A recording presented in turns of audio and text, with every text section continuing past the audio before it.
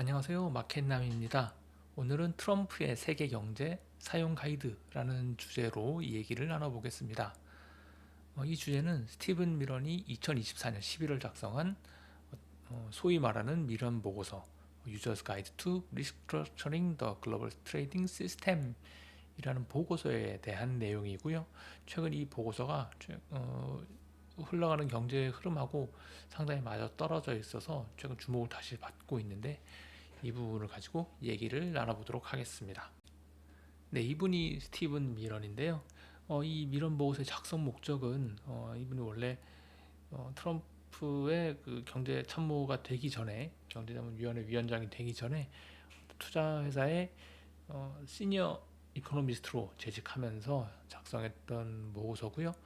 앞으로 있어야 할 국제무역 개혁 방향에 대해서 트럼프 정부의 어떤 개혁안을 얘기를 하고 그리고 그 정책의 효과를 분석을 한 다음에 이러한 것들이 어떤 방향으로 어떠한 스킴에서 돌아가는 건지를 이해하기 위한 투자를 돕기 위한 내용으로 작성됐던 내용이고 지금 상당히 이 내용하고 같이 가고 있기 때문에 많이 참고하고 있는 자료이기도 합니다. 네, 지금부터 다음과 같은 방식으로 이 보고서를 좀 살펴보려고 합니다. 먼저 이 스티븐 미란이 가지고 있는 문제에 대한 인식, 무엇이 문제인가를 먼저 한번 살펴보고요. 그리고 그러면 무엇을 타겟으로 할 것이냐, 무엇을 목표로 할 거냐라는 것을 다음에 살펴볼 겁니다. 그리고 이 목표를 달성하기 위한 수단을 어떤 식으로 가져갈 거냐, 어떤 수단을 쓸 거냐, 그리고 그 수단에 따른 영향, 임팩트, 뭐 부작용, 가능성 이런 것들을 이제 한번 점검을 해보고요. 그리고 이런 것들이 결국 중요한 건 저에게 미치는 영향이니까 금융시장에 어떻게 영향을 미치냐, 우리 투자에 있어서는 무엇을 생각을 해야 되느냐 이런 거를 좀 살펴볼 겁니다. 먼저 그 저의 문제 인식인데요. 이 문제 인식은 가장 중요한 건 달러의 구조적 고평가라는 겁니다. 여기에는 이제 준비 자산으로서 세계에 있는 준비 자산, 세계 결제 시스템의 준비 자산으로서의 어떤 미국채, 미국 달러화에 대한 수요, 과도한 수요가 원인이다라는 거고요. 이로 인해서 달러가 구조적으로 고평가되어 있다라는 겁니다. 보고서에 있는 거에서는 이제 예로 든 거는 이제 뭐 미크로네시아와 폴리네시아 간의 무역에도 뭐 아무 관계 없지만 미국과는 아무 관계 없지만 이런 결제 시스템에도 미국 국채가 준비 자산으로 쓰인다. 이런 것들이 어떤 미국의 통화 정책, 뭐 경제 상황 이런 것들과 관계없는 고정적인 수요로 작용을 한다. 이래서 미국은 손해를 많이 보고 있다라는 겁니다. 이렇게 달러가 구조적으로 고평가되면서 이제 미국 경제가 약화가 되는 거죠. 수출 경쟁력이 약화가 되고요. 어떤 글로벌 GDP 상에서 미국의 GDP가 가져가는 비중은 작아져서 이제 그렇게 되면 원래 미국 비중이 작아지면 달러가 약해야 되는데 그걸 못하고 계속 강하게 되거든요. 그럼 아까 말씀드린 같은 그런 어떤 비탄력적인 수요로 인해서 이렇게 되면 이제 수출 경쟁력이 계속 또 약화되고 제조업이 무너지고 그렇기 때문에 러스트 벨트 이런 거와 같은 결과가 나타난다라는 것이 미란 보고서에서 나오는 문제 인식입니다.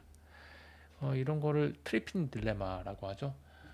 어, 기축통화를 공급을 하는 국가에서는 어떤 어, 안보 자산, 안보 우산 이런 것들을 계속 제공을 하고 하지만 이로 인해서 어, 경제가 계속 나빠지고 하지만 그런 비탄력적인 수요로 인해서 제조업이 계속 안 좋아지고 미국 글로벌 경제에서 차지하는 비중이 작아지고 하면서 결국은 이것이 계속 될 수 없는 경제가 지속될 수 없다라는 어떤 모순 이런 걸 가지고 이런 걸 이제 트리핀 딜레마라고 하고 이 스티븐 미라는 이런 인식이 지금 미국에 작용하고 있다라고 생각을 하고 있습니다. 그래서 미국이 그동안 그로 인해서 손해를 많이 봤다. 이런 겁니다. 사실 근데 좀 달리 얘기하면은 결국은 미국은 어떤 이런 것들을 자기네들의 안보 자산들을 판매를 한 거죠. 판매하고 미국의 달러화에 대한 기축통화로서의 어떤 비용을 지불을 하면서 그로 인해서 얻는 이익들 있습니다. 어떤 재화를 좀 싸게 사온다거나 이런 부분들 또는 그 해외에서 싸게 이런 것들을 계속 사면서 음, 미국 내의 복지 어떤 웰페어는 올라가는 대신에 제조업은 희생을 시킨 거죠. 비용은 미국 내에서 어떤 치른 거예요. 그래서 산업 간의 어떤 불균형이 나타나는 부분들은 있습니다만 전체로 보면은 어떤 트레이드 오프였던 건데 이제 트럼프의 정치적 지지 기반은 이제 러스트 벨트 이런 제조업 기반에 있으니까 요거를 살리기 위해서는 이제 구조적 고평가를 이제 좀 해소를 해야죠. 그런 부분들이 있고 아까 얘기한 대로 미란 보고서 나왔던 대로 이제 트리핀 딜레마와 같은 부분들은 분명히 존재를 하긴 합니다. 이런 것들은 존재를 하고 있어서 사실 미국이 가야 할 방향 자체는 뭐 다른 건 틀렸다라고 얘기하는 이건 옳고 그름의 문제라기보단 또 선택에 대한 문제인 것 같아요. 그래서 이러한 목표를 이번 행정부에서는 잡고 있다. 근데 이제 그 방법이 어떤 거냐라는 게 문제죠. 그래서 이렇게 무역 전자를 감소하면서 달러 공급을 쭉 늘려야 되는데 그러다 보면은 경제가 계속 좋아야 됩니다. 근데 경제 지속성이 계속 약화되죠. 뭐 유럽이나 중국 이런 데서 이제 GDP가 올라오니까 미국 GDP 비중은 점점 빠지고 이렇게 되면서 달러가 약세를 가야 되는데 가지 못하고 이러면은 이제 내부에서 어떤 비용을 치러야 되는 부분들이 있는데 그걸 이제 싫다라고 하는 겁니다. 물론 그걸로 인해서 얻었던 것들도 좀 내려놓는 게 맞죠. 하지만 그건 또 싫을 거예요. 네, 그러면 미국의 전략적인 목표는 뭐냐? 타겟은 어떤 것이냐? 라는 걸 한번 살펴볼게요. 미국의 전략적 목표는 일단 제조업 경쟁력을 회복하는 데 있습니다. 국내 생산 기반을 좀 강화시키고 그리고 수출을 확대할 수 있는 그런 환경을 만드는 것. 그렇게 해서 러스트벨트 지역의 어떤 이런 부분들을 좀 다시 되살리는 것을 목적으로 하는과 동시에 공급망 재편 속에서 자기네들 자생적인 어떤 제조업 생산 능력을 다시 갖춰 나가는 것. 옛날 레이건 행정부 시대처럼 그때처럼 바꿔 나가는 것을 목표로 하고 있습니다. 하지만 그렇게 되면 이제 약달러를 해야 되는데 달러 체제가 유지가 되면은 약달러가 되긴 어렵거든요. 하지만 좋은 건 또 하고 싶은 거죠. 기축통화 지위는 유지를 하고 싶어 합니다. 그 비용인 제조업 경쟁력을 희생시키지 않고 하려니 그럼 누군가가 다른 사람이 이제 희생을 하든가 비용을 내야 되는 거죠. 그거를 나누자. 누구랑? 다른 나라랑. 나 말고 다른 사람이랑 부담을 분담하는 것을 목표로 하고 있는 겁니다. 그러기 위해서 이제 경제, 무역 이런 거하고 안보하고 좀 따로 가지 않고 이걸 다 통합을 시켜버리는 거예요. 그래서 힘의 외교를 통한 경제가 되는 거죠. 옛날 어떻게 보면 그 군함 시절 이제 우리나라 조선 시대 때 이제 한포외교라고 했던 그런 부분들처럼 되는 것 같습니다. 외교 정책을 경제하고 결합시켜서 어, 그걸 가지고 이제 활용을 하는 거죠. 그렇게 해서 궁극적으로는 이제 미국 중심의 무역 질서로 다시 재편하는 것이 목적인 것 같습니다. 네, 이러한 목표를 가지고 있는 거죠. 자, 그럼 그것을 위한 주요 정책 수단은 지금 뭘 생각하고 있나요? 첫 번째는 네, 누구나 다 알다시피 관세 정책입니다. 관세를 부과함을 통해서 무역을 균형을 맞추겠다. 이런 걸 지금 진행을 하고 있는 거죠. 그리고 두 번째는 통화하고 환율 정책이에요. 관세 정책을 하다 보면 또다시 이제 환이라는 것이 작동을 하기 시작하면서 그런 어떤 비교율 이런 것들을 또 맞춰 나가면서 하는데 요거를 개입을 하겠다는 거죠. 원래 미국 환 개입을 안 한 나라였고 환 개입하는 나라에 대해서 어떤 제재를 가하는 요런 나라였는데 이제 요거를 자기나가 개입을 하겠다. 그래서 고환율이 되는 달러 강세가 되는 걸 막겠다라고 지금 얘기를 하고 있는 겁니다. 그리고 달러 관세를 막아내고 해야 그 목표인 어떤 약달러 그 달러 수요가 늘어나는 것을 좀 막아낼 수 있으니까 이러한 거를 환율과 통화 정책을 통해서 하겠다라는 거고요. 그 다음은 아까 얘기했던 그 무역하고 안보 정책, 요거를 연계를 시켜서 경제적 이익을 극대화로 추구를 하겠다라는 겁니다. 그래서 이 세 가지 수단, 관세, 통화 정책, 환율 정책, 그리고 연계된 무역 안보 정책, 결국은 안보 정책이죠. 안보 정책 세 가지를 정책 수단으로 삼겠다라는 겁니다. 그 자세한 내용을 한번 좀 볼게요. 네, 먼저 관세 정책입니다. 간단합니다. 고율의 관세를 부과를 해서 어떤 국내 제조업에 그동안 손해봤던 부분들을 채워주고, 그리고 세금으로 인한 수입도 증대시키고 이런 것들을 하는 거죠. 그동안 수출을 통해서 많이 이익을 봐왔던 중국에는 60% 수준에 강력하게, 그리고 기타 국가 뭐 동맹이고 뭐고 전부 다 평균 10% 이상 부과를 해서 제조업 기반을 좀, 제조업의 경쟁력을 살려주는 그런 정책입니다. 하지만 여러 가지 그런 것들이 있을 수 있죠. 어떤 저항이라든가 혼란 이런 것들이 있을 수 있기 때문에 국가별로 차등 적용하는 걸 뭐 생각을 하고 있는 것 같아요. 아까 얘기했던 그 안보 정책하고도 연결이 되기 때문에 요걸 가지고 안보 정책을 좀 극대화시키고 하기 위해서는 차등하는 이런 안을 생각을 하고 있는 것 같습니다. 그래서 안보 동맹의 여부, 그리고 무역 불균형 수준, 그리고 뭐 산업별 이런 것들을 통해서 관세율을 차등화해서 적용을 하는 거고요. 아까 말씀드렸다시피 시장의 혼란을 좀 최소화하고 인플레이션에 대한 충격 이런 것들도 좀 완화를 시키고, 또 관세에 대한 어떤 저항도 좀 줄이고 하기 위해선 이제 단계적으로 적용하는 방식을 진행을 할 것이다라는 거고요.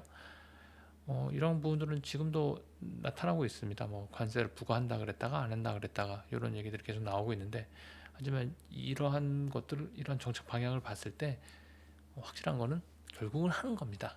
결국은 부과하는 쪽으로 가는 거고요. 그 과정을 천천히 또는 점진적으로 이렇게 가는 거지, 안 하거나 뭐 줄이거나 이런 거는 일단은 없는 겁니다. 일단은 가고 거기서 나중에 다시 좀 더 일부 뭐 줄여주든가 이렇게 하는 거지, 없다 이런 거는 없습니다. 여기서 가장 중요한 부작용은 인플레이션이죠. 지금도 관세발 인플레이션 우려가 좀 확대되고 있는데, 이런 부분들은 이제 환율을 통해서 수입 물가 상승을 좀 낮추는 쪽으로 이렇게 해서 소비자 피해를 좀 줄이는 쪽으로 생각을 하고 있는 것 같아요. 예가 있습니다. 트럼프 1기 때 중국과의 무역 전쟁이 있을 때 어, 중국이 이제 약세가 됐어요. 그리고 중국 위안화 대비 달러가 강세가 되면서 당시에 올라갔던 관세로 인한 인플레이션 충격이 상당히 적었다라는 예시를 이 보고서에서는 들고 있습니다. 그리고 이 관세를 하게 되면은 이 무역 정책을 가지고 안보, 아까 얘기했던 그 외교, 뭐 군사 이런 부분들과 연계해서 더 이상 그 경제 정책이 아닌 전략 무기로서 활용을 해야 된다라고 이 보고서는 얘기를 하고 있어요. 이 부분이 이제 관세 정책에 관련된 내용입니다. 네, 두 번째는 통화 환율 정책입니다. 아까 첫 번째 얘기했던 관세 정책이 미국 내 제조업 회복에 초점을 두고 있는 정책이다라고 한다면, 두 번째 통화 환율 정책은 이제 대외금융 정책으로서 그 다른 나라의 저평가, 다른 나라 통화의 저평가를 해소하고 달러의 고평가돼 있는 부분을 낮추는 그런 곳에 방점이 찍혀 있는 정책이다라고 하시면 될 것 같고요. 이 달러 약세 유도가 일단 첫 번째 목표입니다. 수단이에요. 요거를 이제 하기 위해서 외환 시장에 개입을 합니다. 미국은 원래 개입을 안 하는 나라예요. 하지만 요거에 개입을 한다. 어떻게? 외환 보유 확대를 통해서, 이런 것들을 통해서 구조적인 고평가를 해소를 하겠다라는 겁니다.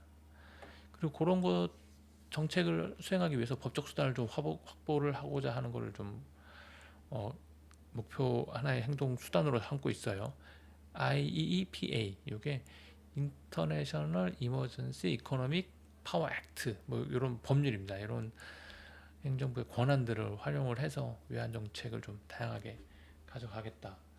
이걸 통해서 뭐 예를 들면은 미국 국채를 보유하고 있는 곳에 어떤 수수료 부과한다거나, 그래서 미국 국채를 보유하고자 하는 수요를 좀 줄인다거나, 이런 식으로 자기네가 하겠다라는 거고요.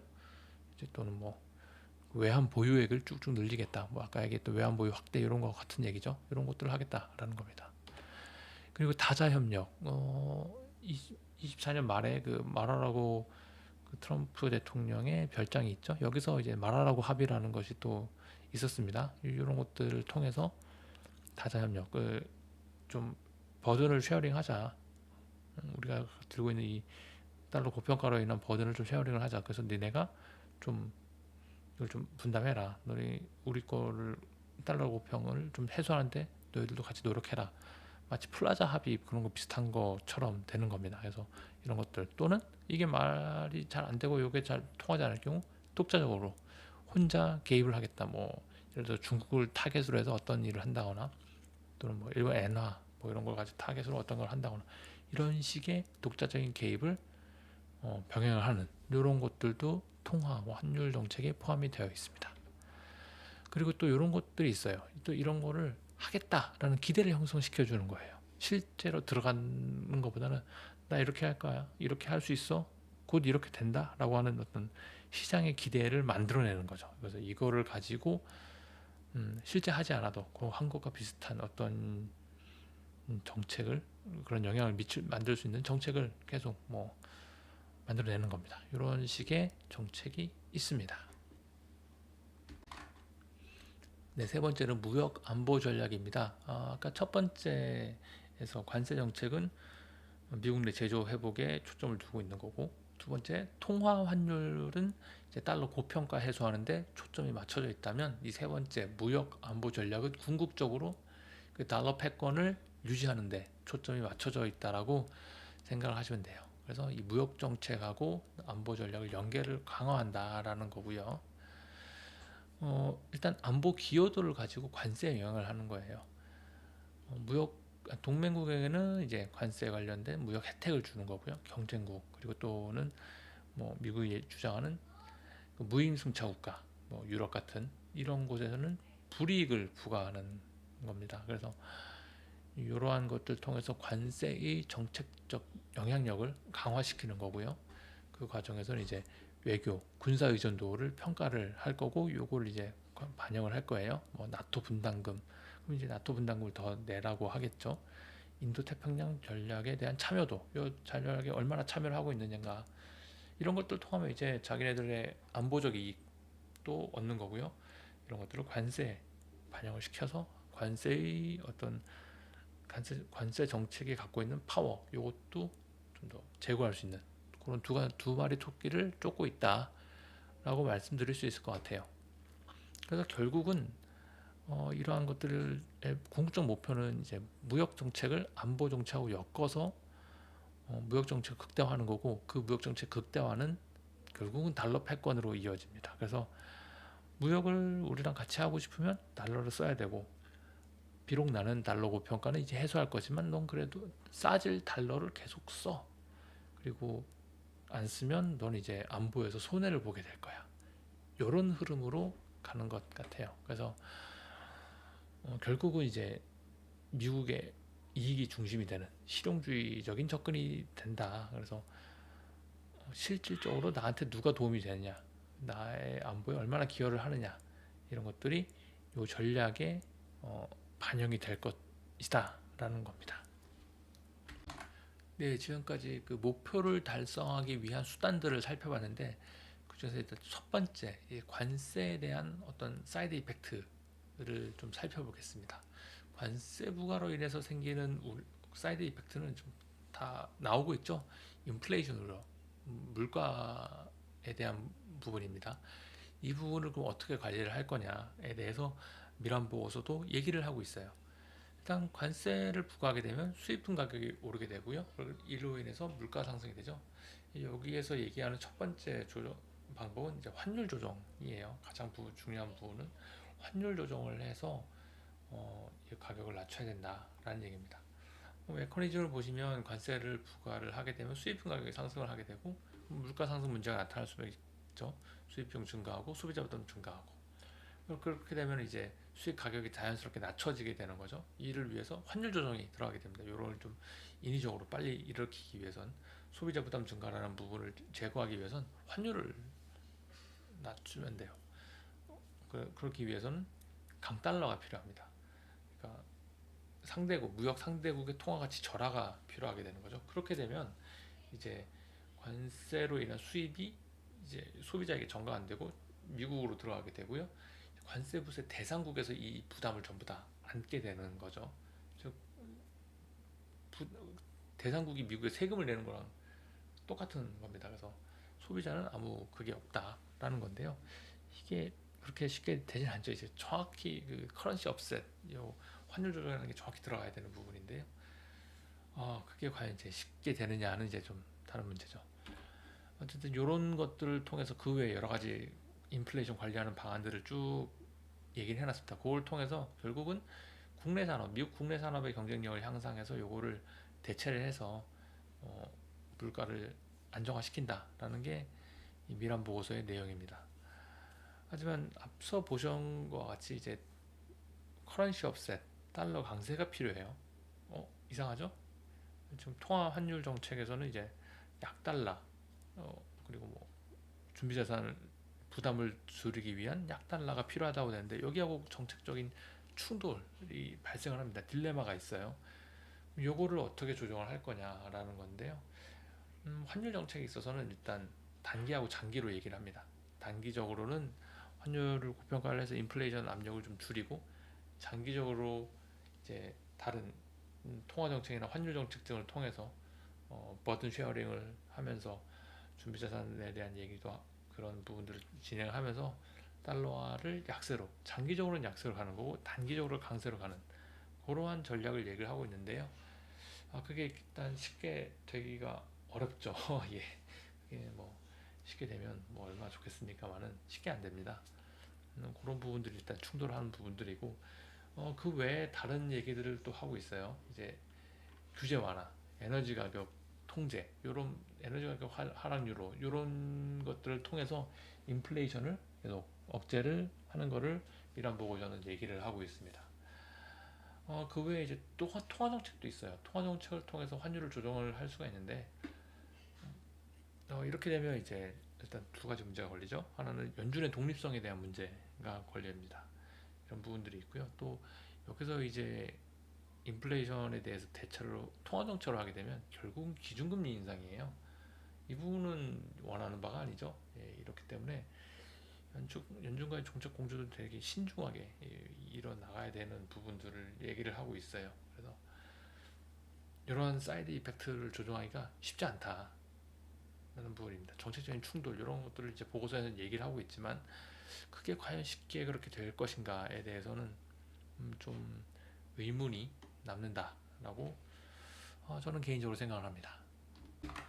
네, 두 번째로는 아까 얘기했던 그 통화 환율 정책에서 그 외환보유고를 확대해서 달러 고평가를 해소를 하겠다라는 얘기가 있었습니다. 그러면 그 외환보유고를 확대를 하는데 그 자금은 무엇으로 조달할 것이냐에 대한 문제가 있습니다. 이 외환보유고 확대를 위한 실행 방안이 있는데요. 먼저 외환안정기금을 동원을 하는 겁니다. 그 기금을 가지고 외화를 구매를 하는 건데 이 기금으로 구매하는 거는 일단 효과가 일시적이에요. 그 규모가 엄청나게 크지 않고 또 지속적일 수 없기 때문에 좀 일시적인 현상이 끝일 수 있다. 그래서 나오는 또 생각은 연준이 이 자금을 공급을 하는 겁니다. 외환을 살 수 있는 자금을 돈을 찍어서 해주는 거죠. 그럼 그게 뭐냐? 네, 바로 QE, 양적 완화가 되는 거죠. 인플레이션 우려를 일으킬 수 있는 방안이 되는 거예요. 유동성을 크게 늘려서.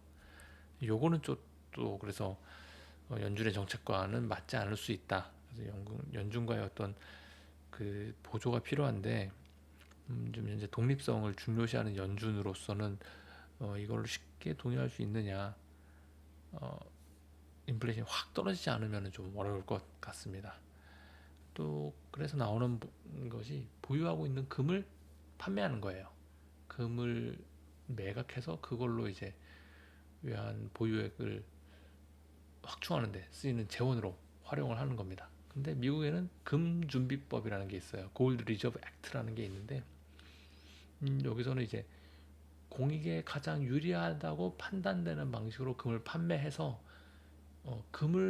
국채를 감축하는 유일한 목적으로만 사용을 해야 됩니다.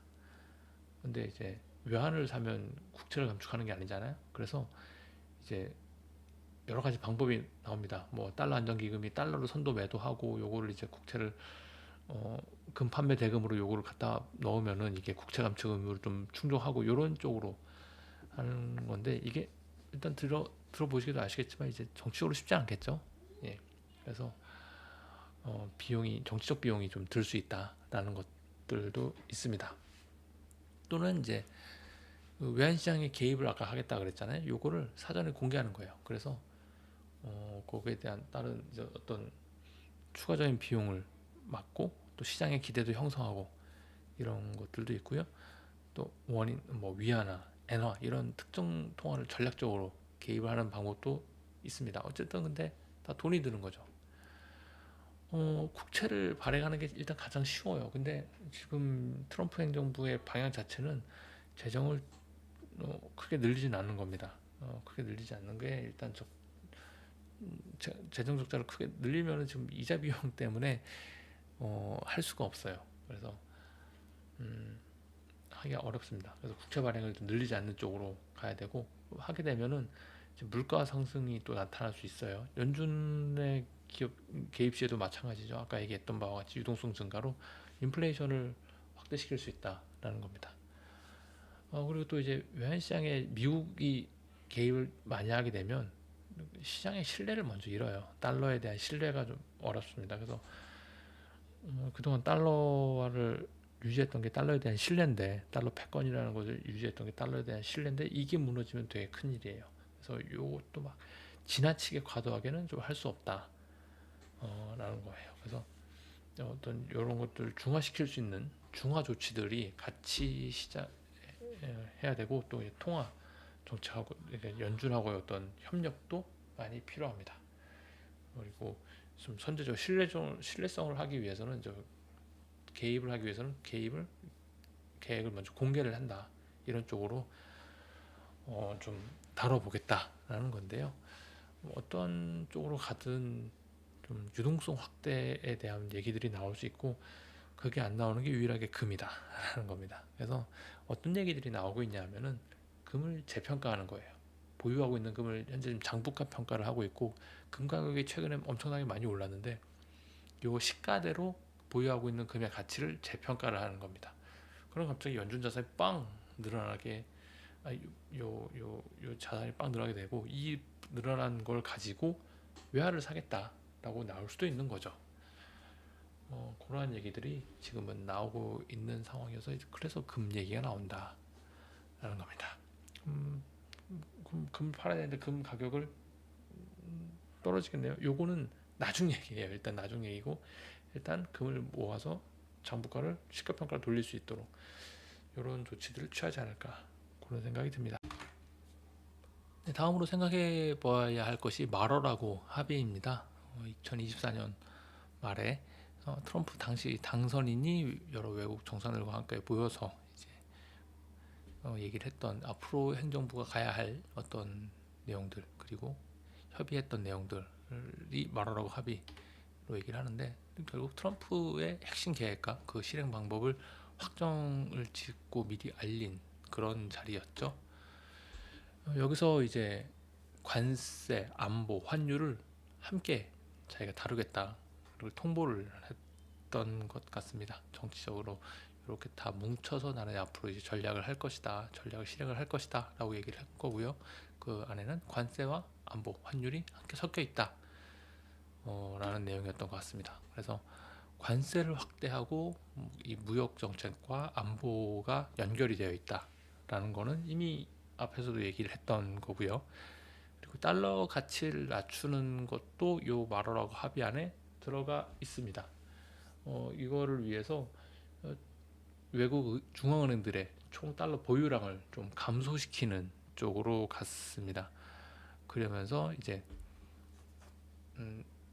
그를 통해서 이제 준비 자산의 어떤 그런 부담을 개선을 시키는 것이죠. 그 중에 하나가 이제 외국 중앙은행들이 장기 국채를 사는 거예요. 단기 국채를 팔고 장기 국채를 사는 겁니다. 그래서 그냥 국채를 사면 장기 국채를 사는 걸 유도를 하는데 그냥 사면은 이제 달러가 강세가 되죠. 그렇기 때문에 단기 국채를 다 팔아버리고 그 비중을 낮추고 장기 국채를 사게 하는 게 목적입니다. 요걸 통해서 이제 같은 두레이션, 같은 국채에 대한 두레이션을 유지를 하는 대신에 보유량은 줄어들 수 있거든요. 왜냐하면 긴 걸 사니까. 두레이션이 긴 장기 국채를 사면은 두레이션이 짧은 단기 국채는 더 많이 팔 수가 있는 거고요. 또 장기 국채에 대한 수요를 확대를 시키면서 미국의 장기 국채 금리를 낮출 수가 있죠. 국채 금리를 낮추게 되면 또 달러에 대한 매력도가 떨어지는 측면들이 있고요. 이런 것들을 유도를 한다라는 겁니다. 이런 걸 위해서 이제 여러 나라 G7, IMF하고 일단 협력을 하고요. 요게 안 되면 아까 얘기했던 인터내셔널 그 이머전시 이코노믹 파워 액트 요거 등을 통해서 어떤 국채에 대한 수수료 부과한다거나 이런 쪽 국채 외국 중앙은행들이 국채나 미국채를 사게 되면 거기에 대한 어떤 수수료 부과 어떤 뭐 무언가를 부과를 하는 거죠. 이런 식으로 단독적으로 자기가 조치를 또 할 수 있는 이런 것들을 합의를 해놨다라는 겁니다. 이러한 것들은 다 같아요. 결국은 그 목적과 이 방안이 이 문서 내용하고 동일합니다. 이 마라락 합의에 있었던 내용은 그러한 식으로 이제 요거에 진행이 되는 거니까 이 마라락 합의 내용이 생각보다 중요한 내용이었다라는 겁니다. 네, 그럼 우리에게 중요한 거는 이제 우리에게 어떻게 영향을 미치느냐 이게 제일 중요하죠. 이 보고서 상에 나와 있는 금융시장에 미치는 영향을 한번 좀 살펴볼게요. 먼저 자산시장입니다. 이 보고서상에서는 관세나 외환 개입이 들어오면서 이제 시장의 변동성이 증가한다라고 얘기를 하고 있어요. 그 주식 채권 시장, 특히 아마 채권 시장 그리고 환 시장이 되겠죠. 여기서의 변동성 확대가 좀 나타날 수 있을 걸로 예상을 하고 있습니다. 그리고 뭐 금을 매각하게 되면 이제 유동성에 좀 영향을 주겠죠. 금은 사실 여기서 메인 플레이어는 아닙니다. 이 보고서상에서 메인 플레이어는 아니고 뭐 일종의 하나의 수단 뭐 정도이긴 한데 금은 일단 가치저장 수단은 되지만 이제 다른 쪽에서의 역할은 좀 한계가 있죠. 그래서 준비자산으로서의 역할도 한계가 있고 그렇게 하지만 만약에 금 매각이 되면 저희는 이제 이거를 달러 유동성 확대 공급 달러 공급이 되는 신호로 받아들이면 될 것 같아요. 아까 얘기했다시피 금을 매각하고 그 자금으로 달러를 조달해 그 자금이 달러가 돼서 달러로 이제 외화자산 사는 그렇게 되는 거라서 일단 유동성이 공급된다. 그러면은 우리는 뭐 해야 되나요? 유동성 공급되면 주식 사야죠. 주식 사러 가야 되는 신호가 되는 것 같습니다. 그리고 제가 금은 계속 이 가격이 쉽게 빠지기 어려운 그런 수급적인 요인들이 존재한다라고 몇 번 말씀을 드렸는데 그 기반에는 이제 중국, 러시아 이런 애들이 아까 얘기했던 그 달러 패권주의에서 조금 벗어나고자 하는 달러화에서 좀 다변화된 결제 시스템을 구축하고자 하는 게 있고 그게 금 기반이죠. 금 기반이 되기 때문에 달러에 대한 수요가 끊임없이 있을 수 있고요. 저도 만약에 제가 미국 중앙은행이다라고 하면은 달러 금 가격 재평가 우리나라 마치 부동산 안 좋을 뭐 기업이 안 좋을 때 부동산 자산 재평가 이렇게 하듯이 금 가격을 재평가 하기 전에 금을 좀 많이 금을 많이 살 것 같아요. 참고로 이번에 애틀란타 GDP 나우가 최근에 발표된 게 금 조정이 있어요. 그만큼 1분기에 금을 많이 수입을 했다는 얘기입니다. 그래서 일단 금이 계속 이렇게 수요가 많을 수밖에 없는 구조다. 일단 매각이 실제로 되기까지는 매각되면 뭐 뒤도 안 돌아보고 팔아야 되겠죠. 그때까지는 금은 쉽게 약해지기 어렵지 않나라는 생각을 합니다. 네, 그리고 통화 시장이 있을 수 있겠죠. 통화 시장에서 이제 단기적으로는 강달러, 관세 영향을 상쇄시키기 위한 강달러가 있을 거고요. 중장기적으로 약달러라고 이 보고서상에는 얘기를 하고 있어요. 그리고 이게 트럼프 행정부의 여러 궁극적인 목표하고도 맞는 얘기고요. 이런 부분들은 어, 일단 신흥국에 대해서 경기가 안 좋아지는 쪽으로 작용할 수 있습니다.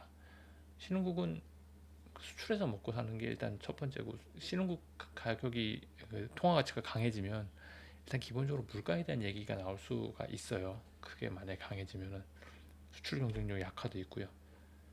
이런 부분들은 결국 미국이 감당하고 있던 고통을 다른 나라에 분담을 시키는 거라서요.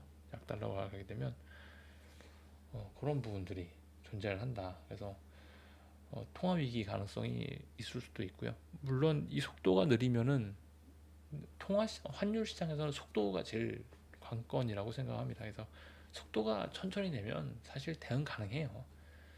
그건 뭐다 누구나 다 점진적으로 진행되면 누구나 다 알고, 여기에 대해서 미리미리 준비할 시간도 있고 대비할 시간도 있어서 물론 안 좋겠지만, 그렇다고 뭐 위기로 가고 이러진 않는데, 이렇게 속도가 빠르면 이건 위기가 될 수 있거든요.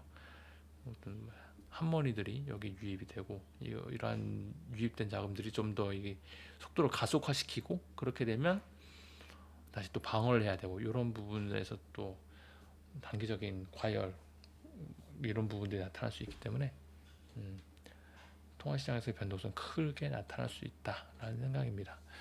어쨌든 방금 이렇게 쭉 얘기했던 이러한 것들은 상당히 시장의 근간을 좀 뒤엎는 얘기들이에요. 그동안 쭉 이어왔던 미국의 쌍둥이 적자, 그리고 그에 따른 어떤 재화 수출에서의 어떤 수입을 싸게 하는 거에 있어서 자기네들이 어떤 웰페어를 늘리는 이런 뭐 오랫동안 이어졌던 경제 구조죠. 요거를 다 뒤집어 엎는 얘기입니다. 그렇기 때문에 어, 여러 가지 경제적인 변화가 나타날 수 있고, 이건 뭐 시장 변동성, 그렇게 되면 이제 시장 변동성 확대되고 실질 금리에도 영향을 미치게 되고요. 외환시장, 이 외환시장이 영향을 크게 가게 되면 이제 뭐 우리나라 뭐 IMF도 겪었지만 이런 외환시장 변동은 꽤 큰 이슈로 나타날 수 있기 때문에 좀 자세히 봐야 된다. 금융시장의 변동성이 커질 요인들이다. 전부 다 그렇게 보셔야 될 것 같습니다. 네, 기축통화는 특권이 아니라 의무다. 그리고 이제 그 대가를 조정할 시점이다라는 게 이 보고서의 내용입니다. 기축통화는 특권이 아니라 의무, 자기네들이 갖고 있던 의무였어요. 의무였고, 미국이 갖고 있던 의무였고, 자기네들 거기에 대해서 너무 많이 희생을 해왔다라는 거죠. 그래서 그 대가를 이제 니들이 져라. 우리는 이제 그만큼 질 만큼 졌다. 니들이 져라. 라는 게 이겁니다. 그래서 준비 자산에 대한 부담을 공유를 하고요. 결국 달러에 대한 강달러를 이제 그만하겠다. 니들 통화가 세져라. 그리고 니들이 그 부담을 떠안아라. 라는 겁니다. 그리고 그를 위해서 나는 이제 무역과 안보는 통합해서 하겠다. 경제 따로 안보 따로는 아니다. 이제 나의 안보에 이익을 주지 않으면 너의 경제도 좋지 않다라는 겁니다. 마지막으로, 그럼에도 불구하고 나는 달러 패권은 가져갈 거야. 기축통화 지위는 달달하니까 유지할 것이다. 라고 얘기를 하는 거죠.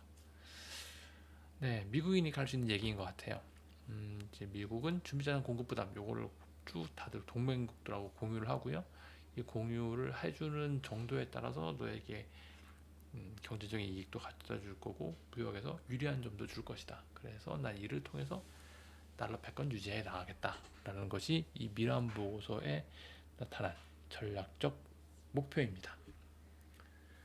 네, 지금까지 최근에 이슈가 되고 있는 미란 보고서에 대해서 얘기를 나눠봤고요. 마음에 드신다면 구독과 좋아요 부탁을 드리겠습니다. 감사합니다.